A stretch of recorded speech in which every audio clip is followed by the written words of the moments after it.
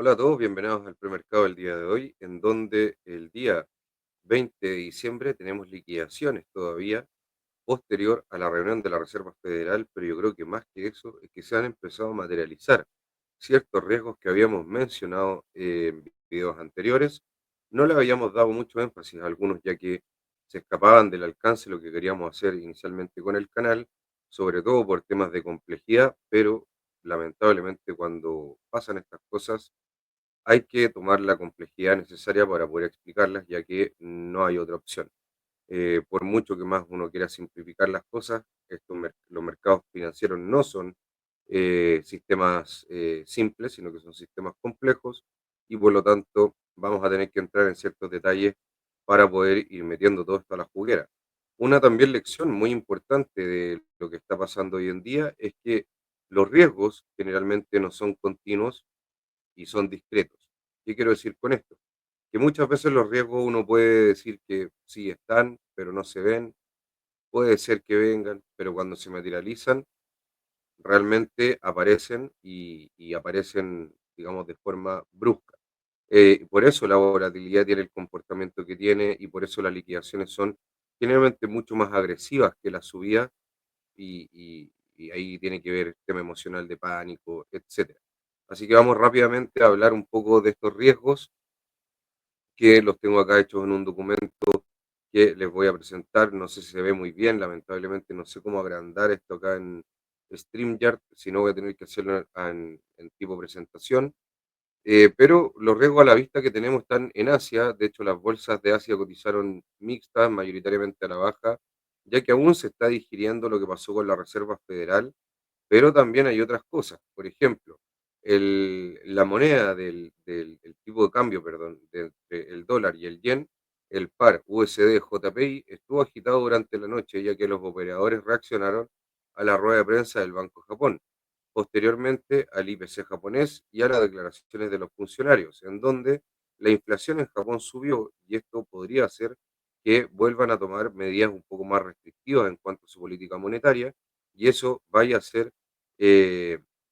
de que obviamente podamos tener nuevamente problemas con Japón y sobre todo pensando en que ya existieron problemas antes con el famoso carry trade.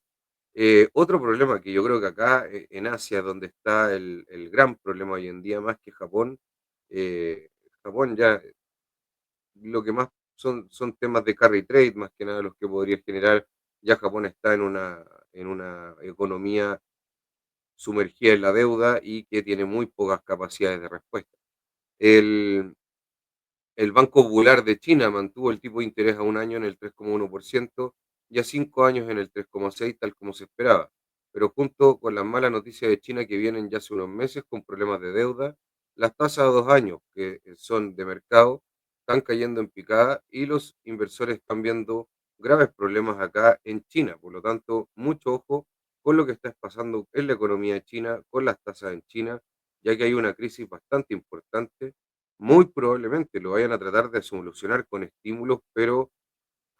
China ha estado, y de hecho hizo un tuit al respecto, ha estado aumentando sus niveles de deuda en el sector corporativo y en el sector gubernamental, por lo tanto, está cada día hacia un camino más de japonización. Y en Occidente tenemos un problema que la verdad yo considero que es más ruido que problema.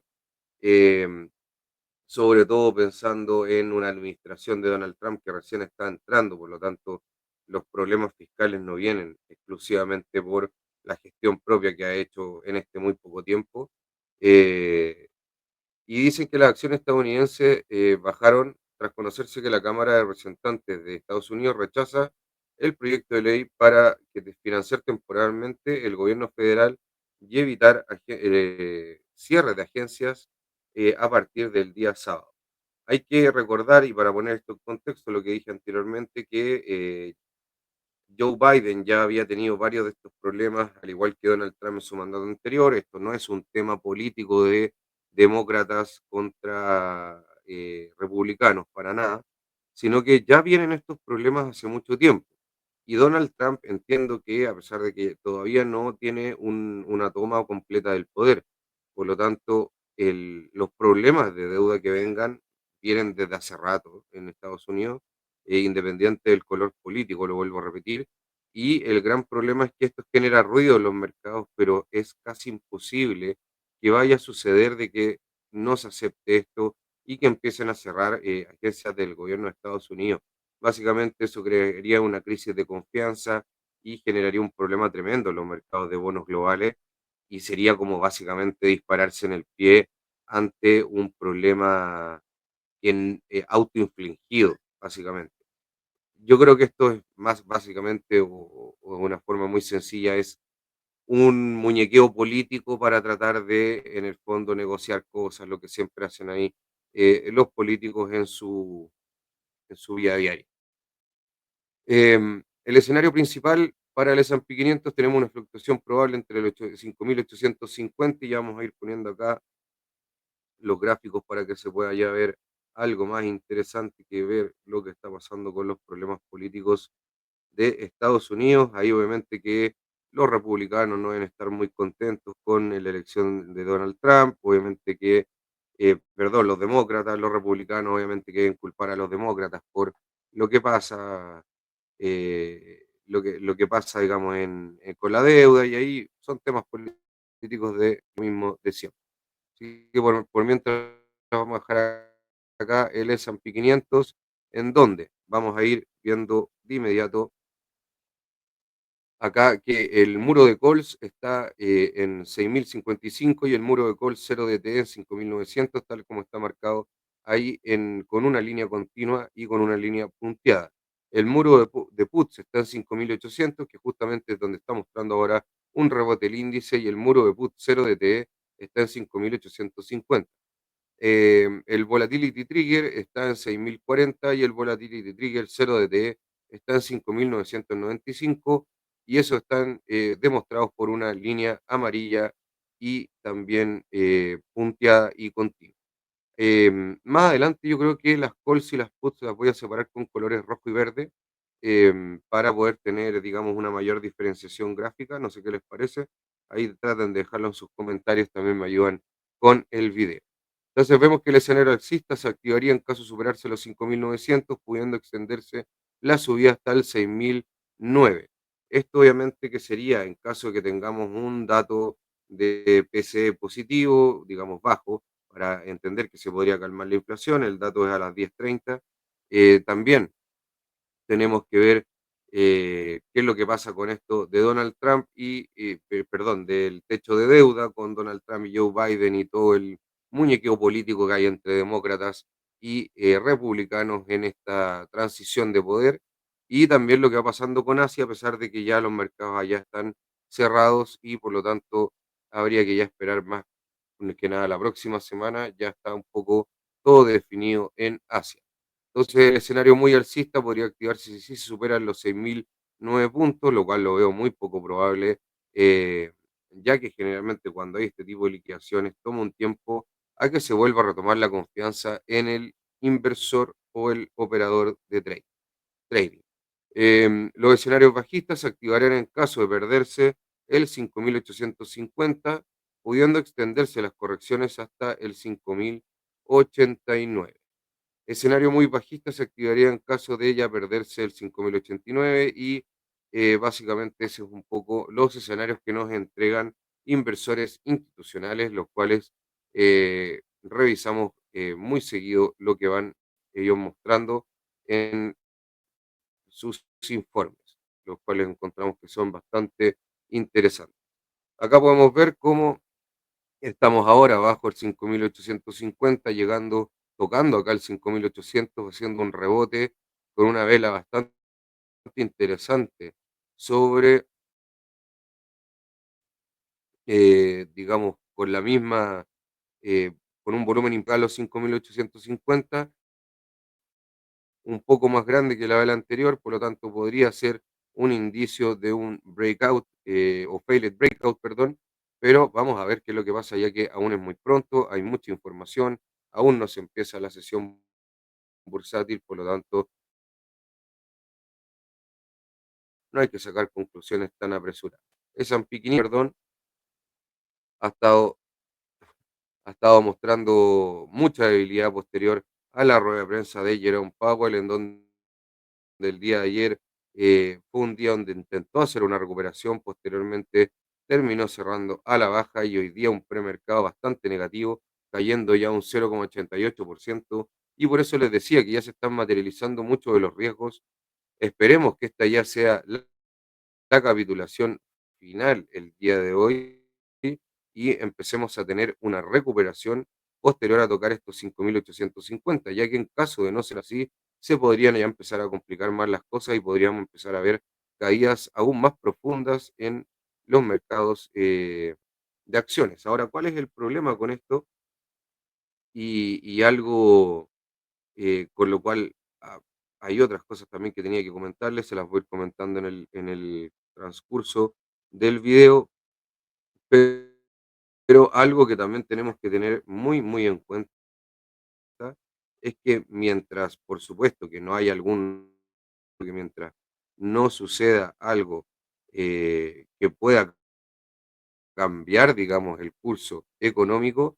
que tengamos una economía creciente en Estados Unidos y una Fed bajando las tasas a un ritmo más lento, en el mediano plazo debería ser alcista y justamente hay un par de gráficos que estuve mostrando al respecto y los vamos a entregar, yo creo, próximamente en análisis y estrategia de mercados. Eh, em, pero tenemos que ver que no sigan habiendo caídas y materializándose riesgos. Otro riesgo bastante importante, y esto tiene que ver más ya con la parte de fontanería financiera, monetaria, como le quieran llamar, eh, y de hecho justamente lo reposteó próximo invitado que tenemos, Diego Quevedo, es que están haciendo una operación y justamente bajaron las tasas de interés, tanto el Banco Central Europeo como la Reserva Federal, sin a lo mejor tanta justificación para hacerlo. Y, y esto empieza ya a generar dudas, que tenemos también una operación de liquidity swaps o en el fondo swaps de liquidez en dólares entre el Banco Central y el banco y la Fed, ¿ya? El Banco Central Europeo y la Fed. ¿Y esto por qué lo estoy diciendo? ¿Y por qué? Porque está subiendo el DXY a nivel global. De hecho, ahora está cayendo un poco, pero todas las entregas anteriores veíamos que había subido mucho. Si el dólar a nivel global está subiendo, quiere decir de que en términos económicos, esto también tiene que ver mucho con las operaciones de financiamiento, etcétera, pero en términos muy simples y agregados económicos, es que quiere decir que hay más demanda por dólares que oferta, ¿ya? ¿Cuál es el problema? Es que generalmente esta oferta está dada por los mercados eurodólares, el mercado, perdón, de eurodólar, a nivel global, fuera de Estados Unidos, fuera de la Reserva Federal, en los cuales la Reserva Federal no tiene mucha influencia. Y estas operaciones de liquidez entre la Reserva Federal y el Banco Central Europeo podrían estar mostrando justamente esta escasez de dólares y esto obviamente que trae tensiones en los mercados. Por eso hacen este swap de liquidez muy grande, cerca de 1 trillón básicamente, para poder entregar a través del Banco Central Europeo dólares a los distintos dealers del mercado eurodólar, dentro de ellos varios en Alemania y en Francia, los cuales he dicho que están con bastantes problemas, para poder en el fondo calmar un poco este dólar y estas tasas de largo plazo que están obviamente subiendo mucho. También el tema de la deuda, del techo de deuda, le está pegando a las tasas de interés. Y otro riesgo también es que tenemos una cuádruple hora bruja en vencimiento de opciones, lo cual van a desarmar justamente todos estos niveles que tenemos marcados para rearmarlos de otra forma. Y ahí podrían ser un rearme hacia más abajo de lo que ya estábamos o más alto. Y eso nos podría dar una nueva estructura de mercado más alcista o bajista. Por lo tanto, tenemos muchos riesgos, muchas cosas, y esto se está materializando en pérdidas, ya que los riesgos siempre se empiezan a ver en la cola izquierda de la distribución de retornos, donde tenemos fat tails. Por eso les quería decir que esto es un poco más complicado de lo que siempre vemos, pero tenemos que también empezar a explicar estas cosas cuando hay problemas para que se puedan entender, ya que si es que no se sube un poco el nivel, digamos, de la discusión técnica, es imposible poder atacar estos temas con la profundidad suficiente. Por lo tanto, el S&P 500 mostrando fuertes liquidaciones por todos estos riesgos que estoy mencionando, todo esto lo está digiriendo el mercado, poniéndolo en precio, y esto se hace con caídas. Por ahora, en velas de 30 minutos sigue ahí luchando el S&P 500, yo creo que muy a la espera de los datos de PCE, ya que van a ser claves, ya que la Fed y el gran problema que tiene justamente es el tema de la inflación. Acá podemos ver el Nasdaq, el cual está cayendo un 1,5% solamente en premercado, una caída muy importante el día de hoy, después de la caída de la Fed, lo mismo ayer, pero un poco más bajista que el S&P 500 y esperemos que no pierda este nivel de los 20.750 puntos, ya que sería una pérdida de un nivel clave y ojalá pueda superar este nivel de los 21.500. Lamentablemente Movistar nuevamente no acompaña. Em, tenemos que el Russell 2000 sigue con sus caídas bastante importantes. Eh, lamentablemente el Russell 2000 está mucho más ligado a lo que hacen las tasas, a lo que hacen a lo que es la liquidez y lo que son las tasas de la Fed. Por lo tanto, y lo que son las tasas también de mercado, también es muy importante eso, ya que, y ahí, perdón, pero muchas veces uno habla de las tasas de la Reserva Federal, pero son más importantes las tasas de mercado. Por lo tanto, mucho ojo ahí con las subidas que han habido últimamente. El S&P 500 del día de ayer cerró en 0,09, el S&P 500 aquí ponderado en menos 0,33, el Nasdaq en menos 0,47 y el índice de semiconductores en menos 1,68, ya que generalmente tiene mucho más beta que el resto de la tecnología. El Russell 2000 cerró en menos 0,45. El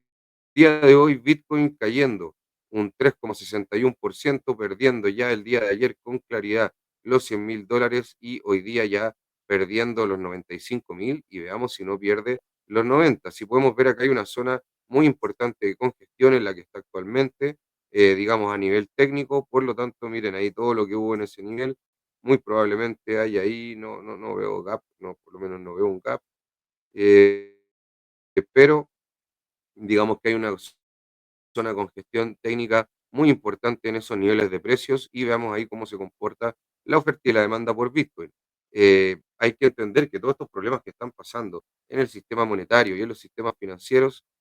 afectan mucho más al Bitcoin que a los otros activos y por lo tanto, al considerarse un activo de riesgo, Bitcoin cayendo con mucha fuerza y justamente ahí mostrando una figura muy similar a lo que están haciendo los índices de renta variable y por lo tanto por eso siempre digo que se comporta similar a un activo de riesgo, en donde acá más o menos en torno a los 92.500, por dar un número un poco cerrado, rebota perdón, de hecho lo podríamos dejar hasta en 93.000, hace un rebote, un failed breakout y por ahora está haciendo un desarrollo alcista, pero hay mucha tela que cortar y nada todavía que se pueda decir. Ethereum cayendo un 5,8%,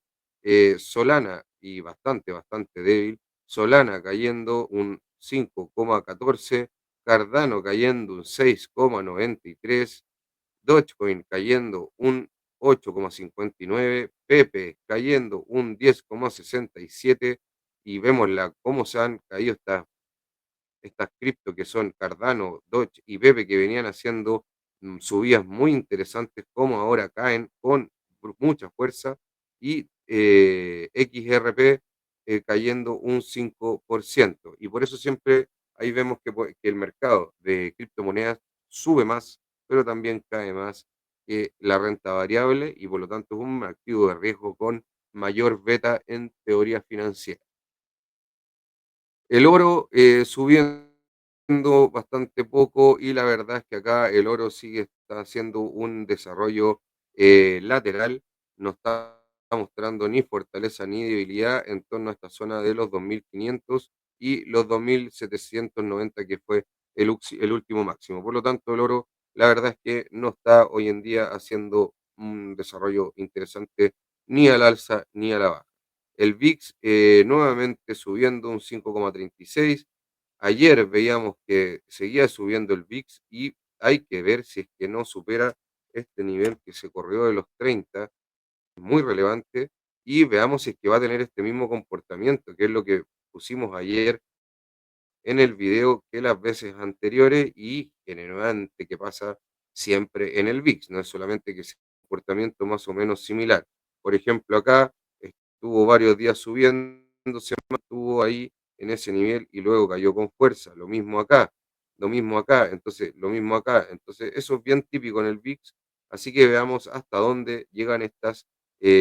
subidas de la volatilidad que siempre se da de esta forma y que se llaman los volatility spikes o picos de volatilidad, pero prefiero ocupar la palabra spikes por lo que saben ustedes acá en Chile, que tiene un doble significado la palabra y nos suena muy bien. Así que prefiero llamarle volatility spikes y vemos acá cómo se ha comportado el mercado de esta forma, ya que justamente el mercado se da que tiene caídas muy bruscas, que son básicamente rebalanceos de riesgo en las carteras, en donde se bota todo el riesgo por los dealers que no les interesa tener, y generalmente con lo que pasó con la Reserva Federal, esto se exacerbó más, y después de eso vienen las subidas cuando ya se vomita todo este riesgo en el mercado, que generalmente se da de forma brusca y que muchos lo llaman pánico. El MOVE está subiendo un 3,67%, pero aún en niveles no tan importantes, y es esto un contraintuitivo, ya que la renta fija ha tenido bastante volatilidad. Justamente el DXY cayendo el día de hoy después de llegar a ese nivel de 108,5 y vamos a ver si tiene que ver con ese swap de liquidez que estaba mostrando que no reposteó nuestro amigo el gran Diego Quevedo, que pronto lo tendremos en el canal para que podamos seguir aprendiendo. Me incluyo también de fontanería monetaria y cómo funciona eh, los mecanismos del dinero en el mundo moderno. Básicamente que es un mundo que tiene deuda con colateral y el dólar no solamente depende de la Fed, sino que también de estos mercados de euro-dólar, como les decía. Todo esto cambió posterior al 2008 y por eso es importante que esto lo vayan digiriendo y aprendiendo para que puedan aprender cada día más finanzas en este canal. Las tasas a 2 años están cayendo, llegando a este nivel de corredor de los Fed Fund Rates que nos decía Jerome Powell en esta rebaja de tasas entre el 4,25 y el 4,50, y las tasas a 2 años, como siempre hemos dicho, son claves para ver lo que está pasando y cómo se podrían mover a futuro los Fed Fund Rates o básicamente la tasa de la Fed. Los Effective Federal Fund Rates. De hecho, vamos a ver cómo están acá, vamos a agregarlos rápidamente. eh, Effective Federal Fund Rates.